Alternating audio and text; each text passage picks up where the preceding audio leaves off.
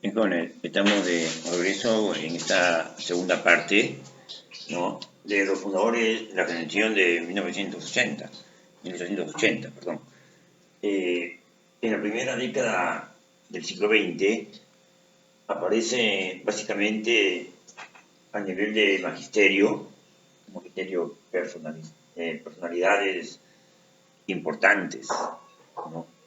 Que constituyen un movimiento filosófico universitario y que coinciden en su rechazo al positivismo, ¿no? Adhiriéndose a las ideas espiritualistas, idealistas, metafísicas e intuicionistas que estaban de moda en el continente europeo, ¿no?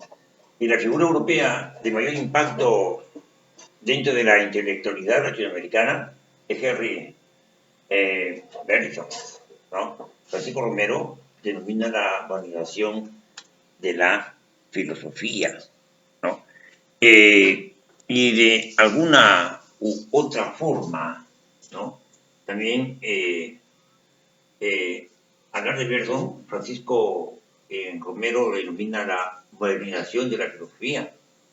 Don Francisco Miro Quesada, Francisco Miro Quesada, caracteriza así a este movimiento, ¿no? Y afirma que constituye el primer brote de la enseñanza filosófica seria, ¿no? Que la lectura de la filosofía europea se producía sin poderlo conectar con los fundamentos históricos que le daban una plenitud de sentido, ¿no? Su actitud hacia la filosofía europea era de fascinación y de reverencia. Entonces, su objetivo generacional fue difundir la riqueza cultural europea en América Latina. ¿Para qué? Para contribuir a su enriquecimiento espiritual, ¿no? Y fueron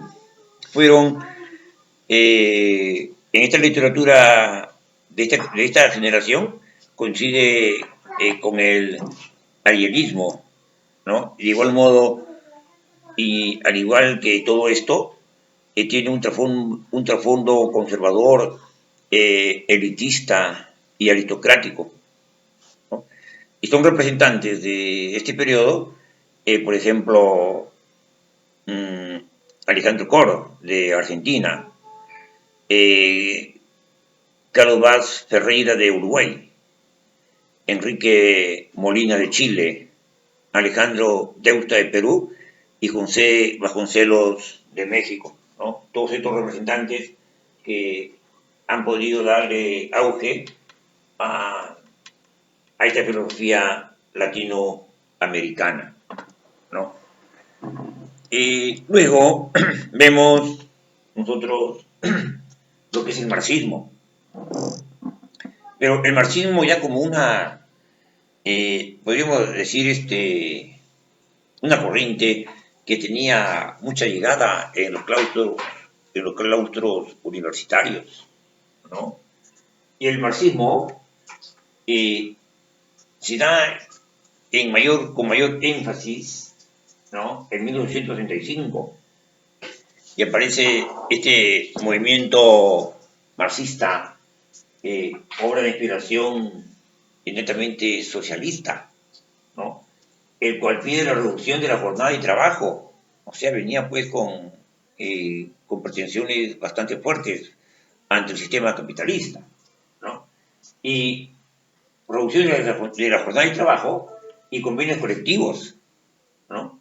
Y muchos de ellos abrazaban pues las ideas anarquistas de Proudhon y de Buchanan, ¿no? Y teniendo como modelo el sindicalismo español. O sea, esas ideas anarquistas de Proudhon y de Buchanan eran abrazadas por los latinoamericanistas. Ustedes saben que el anarquismo domina hasta algo más allá de la revolución rusa de octubre de 1917, ¿no? Y, y acá en América se puso la Revolución Mexicana de 1910, además se dan grandes revoluciones del siglo XX, ¿no? Por otro lado, también se produce el avance del imperialismo latinoamericano, ¿no? O sea, hubo dentro de las ideas marxistas un movimiento que se dio, eh, podríamos decir, después de la Primera Guerra Mundial y consolida su hegemonismo en América Latina y en el mundo, ¿no? Este avance norteamericano fue bastante fuerte, ¿no? Y además venían pues de ganar ellos esta primera contienda bélica, ¿no? Cuando se dio pues su adhesión a los aliados. Pero en el campo podríamos decir, político o ideológico, la naciente clase media encuentra su expresión ideológica en el radicalismo mexicano. Víctor Raúl de Ayala Torre había fundado el APRA, entonces el aprismo peruano y otros movimientos más se enfrentan a la oligarquía liberal y sus aliados extranjeros y se alían con el sindicalismo.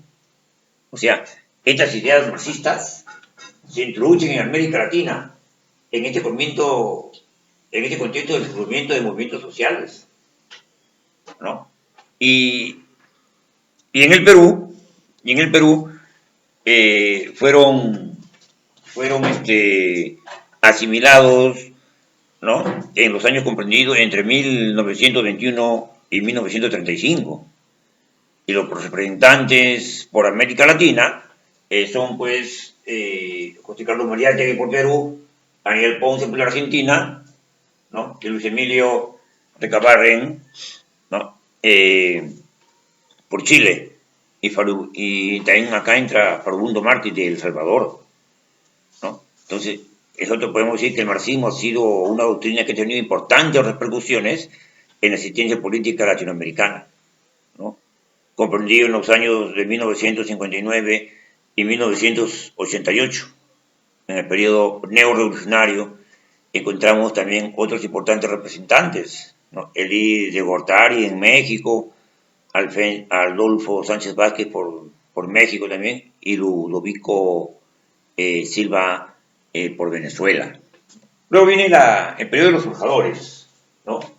En los forjadores, en respecto a esta generación de fundadores, se constituye básicamente en los discípulos que prosiguen, ¿no?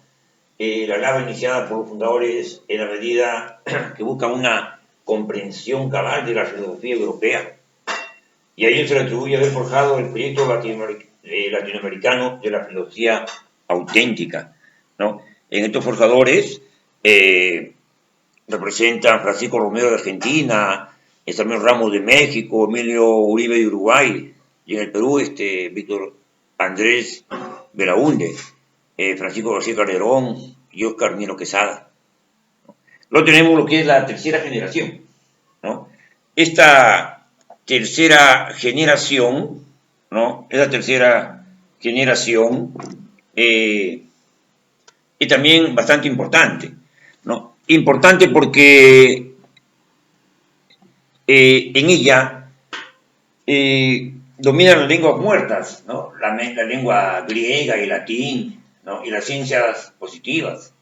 Y en este proceso de tecnificación, ¿no? En este proceso de tecnificación, se inician con el objetivo de lograr un mayor adentramiento de la conceptualización filosófica, ¿no? Al inicio de la discusión se hablaba en torno a qué hacer, ¿no? Con la filosofía auténtica, ¿no? Y frente a este interrogante surgen dos planteamientos: los universalistas y los racionalistas. ¿Y qué decían los universalistas? ¿No? Los universalistas asumen los valores de la filosofía griega, ¿no? Y su autenticidad radica en hacer filosofía a la europea, ¿no? O sea que fue bastante importante. y también plantean que apartarse de los grandes problemas filosóficos para filosofar sobre los principales problemas regionales, ¿no?, de América Latina. Esto conllevaba a una obra de carácter no filosófico, ¿no?, y más bien de carácter histórico o sociológico. Entre tanto, su meta es la práctica de la filosofía pura. Y acá tenemos como unos grandes representantes a Mario Bunge, ¿no? Y luego viene el periodo de los regionalistas, ¿no? Este periodo. En este periodo de los regionalistas, básicamente se da lo que es la autenticidad de no filosofar a la europea, sino la de hacer una filosofía diferente, ¿no? Y aquí pues se ahondan los problemas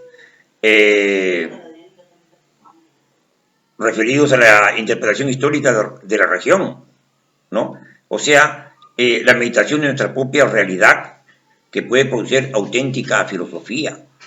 Asume aquí postulados del historicismo de Ortega y Gasset y del existencialismo sartreano, ¿no?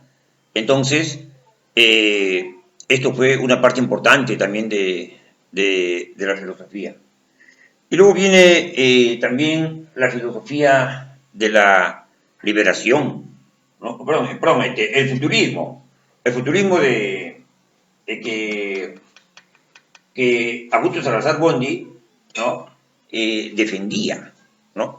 Entonces, para Augusto Salazar Bondi, en tanto América Latina decía que era una región dependiente y dominada, su filosofía y toda su producción serán necesariamente inauténticos, iban a ser alienados y carentes de originalidad.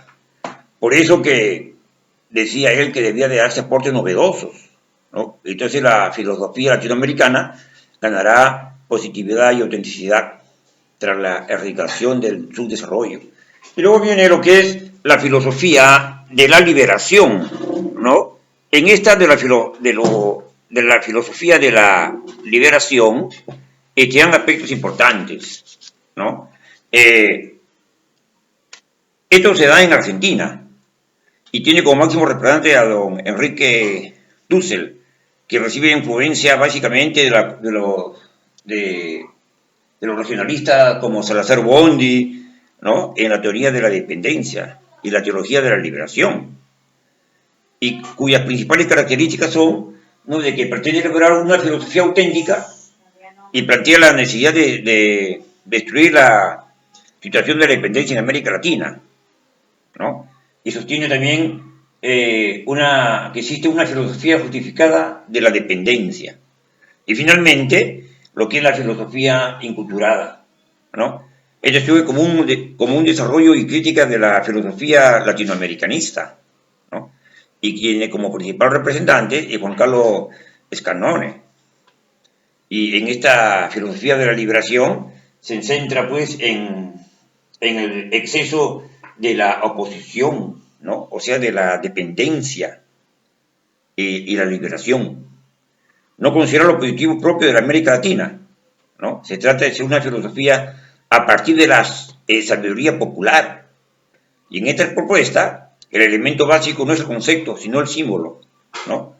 Piense, por ejemplo, en narraciones populares, en mitos, pensamientos religiosos, etcétera, etcétera, ¿no? Bien, jóvenes, esto ha sido la clase de hoy y pues esperamos sus trabajos dentro de la plataforma o mi correo, ¿ya? Buenos días, un abrazo.